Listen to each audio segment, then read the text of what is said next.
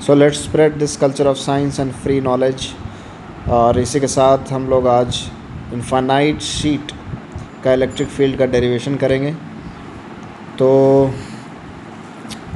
जिस पे जो है यूनिफॉर्म चार्ज डिस्ट्रीब्यूशन है और यूनिफॉर्म चार्ज डिस्ट्रीब्यूशन एरिया में है, तो उसे हम क्या बोलते हैं, किस लेटर से डिनोट करते हैं, सिग्मा। ठीक है, यूनिट क्या हो जाएगी, कूलम पर मीटर स्क्वायर हो जाएगी। ठीक है, तो एक पर्सपेक्टिव मैं दिखा देता हूँ कि डायमेंशन इस शीट का इनफाइनाइट है, जिस पे charge distribution on the surface है और इलेक्ट्रिक फील्ड शीट के दोनों साइड होगा। ठीक है, तो वैल्यू क्या होगी, मैग्नीट्यूड क्या होगी, डायरेक्शन क्या होगा, ये हम देखेंगे अभी।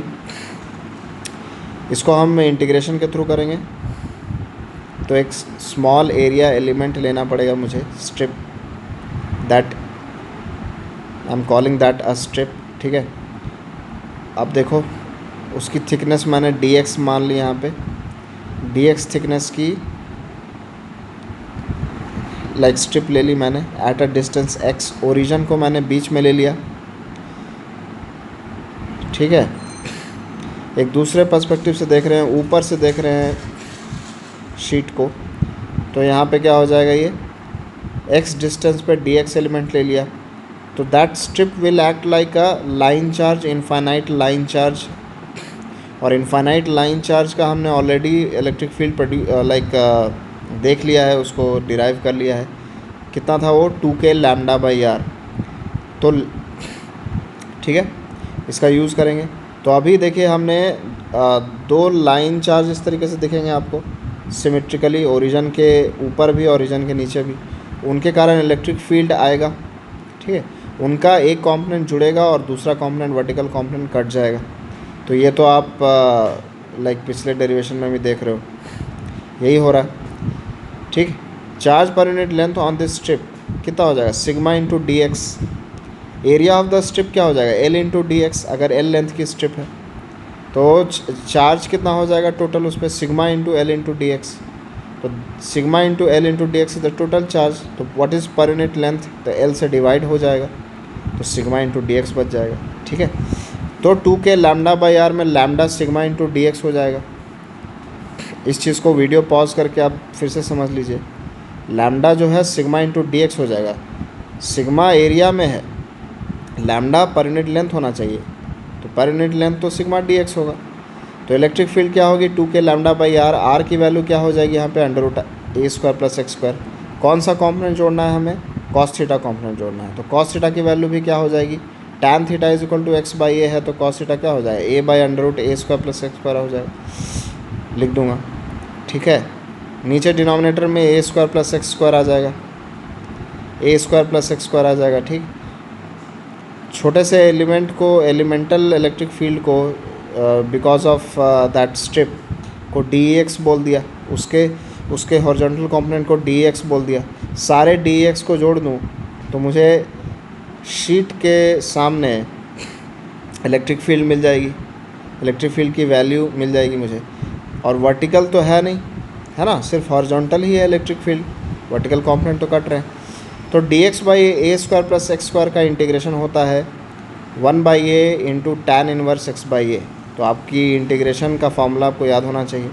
लिमिट्स कहाँ से कहाँ तक होगा, एक्स का वेरिएशन माइनस इन्फिनिटी से इन्फिनिटी तक होगा, है कि नहीं, इनफाइनाइट डायमेंशन का शीट है। इन्फिनिटी डालेंगे तो tan inverse infinity pi by 2 होता है और minus infinity minus pi by 2 होता है। तो आप लिमिट डालोगे यहाँ पे देखो, तो एक बार पाई बाय 2 डालोगे, ए तो कैंसिल ही हो गया, और दूसरी बार माइनस पाई बाय 2 डालोगे तो लिमिट डालने में आप माइनस यूज़ करते हो, तो माइनस माइनस प्लस हो जाएगा, है कि नहीं। तो कितना आ जाएगा, 4 के सिग्मा पाई बाय 2 आ जाएगा, तो 2 के सिग्मा आ जाएगा, 2 के सिग्मा पाई, है कि नहीं। के को 1/4 पाई एप्सिलॉन नॉट लिख लोगे, पाई पाई कैंसिल हो जाएगा, सिग्मा अपॉन 2 ई नॉट आ जाएगा। यही डेरिवेशन हमने एक सर्कुलर डिस्क के डेरिवेशन के टाइम पे भी निकाला था, आप उस लेक्चर को भी देख लीजिए। ठीक है, for a infinite circular disc centre पे जो इलेक्ट्रिक फील्ड आई थी वो सिग्मा अपॉन 2 ई नॉट ही आई थी। ठीक है। तो किसी भी इनफाइनाइट शीट जिस पे यूनिफॉर्म चार्ज डेंसिटी है, सरफेस डेंसिटी है सिग्मा, उसके सामने जो इलेक्ट्रिक फील्ड होती है वो सिग्मा अपॉन 2E0 ही होती है। ठीक है, इस फॉर्मूले को ध्यान में रखें, बहुत बार यूज़ होता है इसका। ठीक है, और ये इलेक्ट्रिक फील्ड दोनों साइड होगी। एक थिन शीट के कारण जो इलेक्ट्रिक फील्ड होती है वो दोनों साइड होती है, लेफ़्ट साइड भी और राइट साइड भी।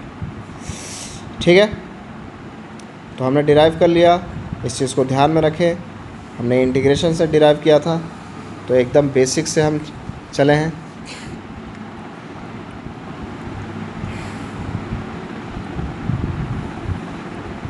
और इलेक्ट्रिक फील्ड की जो प्रॉपर्टी यहाँ पे क्या लिखोगे कि इलेक्ट्रिक फील्ड क्या है यहाँ पे, लाइक एक इनफाइनाइट शीट के कारण इलेक्ट्रिक फील्ड कैसी है, तो वो यूनिफॉर्म है। आप देख रहे हैं उसके सामने वैल्यू चेंज नहीं हो रही है।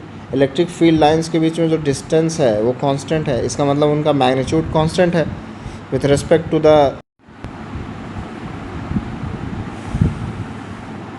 The field is uniform.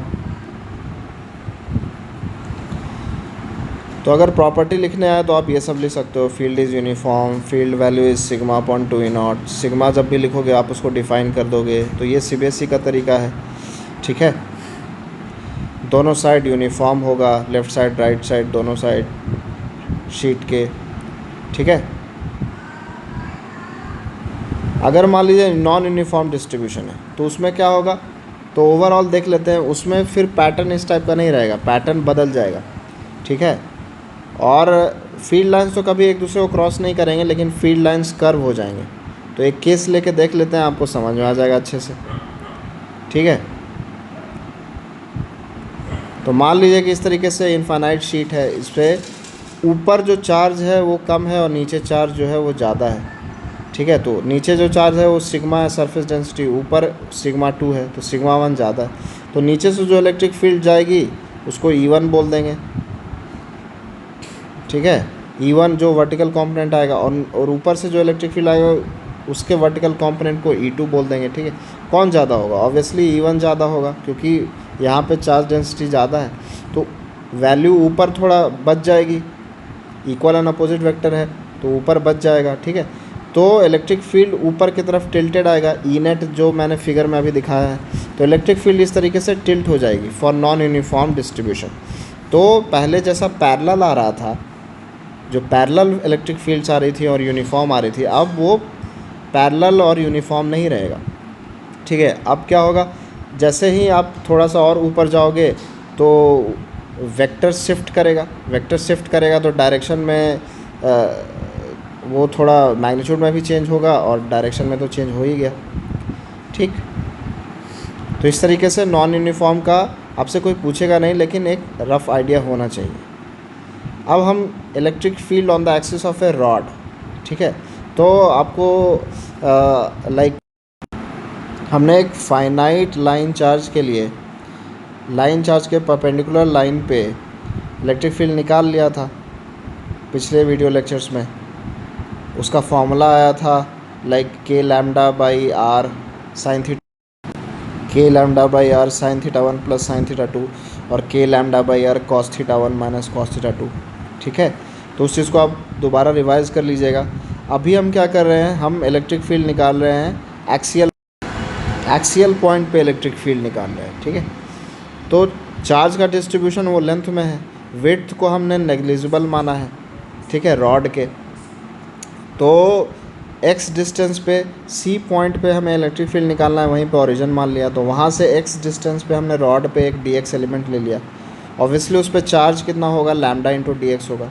Limit का वेरिएशन कहाँ से कहाँ तक होगा, देखिए a से a प्लस l तक होगा, तभी पूरी रॉड कंप्लीट हो जाएगी। तो a से a प्लस l तक हमें पूरा इंटीग्रेट कर देना है। ठीक है, इलेक्ट्रिक फील्ड क्या होगी, एक स्मॉल एलिमेंट के कारण K lambda by x square, K lambda dx by x square. ठीक है, अब सिंपली इसको इंटीग्रेट करना है, 1 बाई एक्स स्क्वायर का इंटीग्रेशन -1 बाई एक्स हो जाता है। लिमिट पुट करेंगे, ये फाइनल वैल्यू आ जाएगी आपकी। अब लिमिट पुट करना और इंटीग्रेट करना आपके लिए डिफ़िकल्ट तो नहीं ही होगा।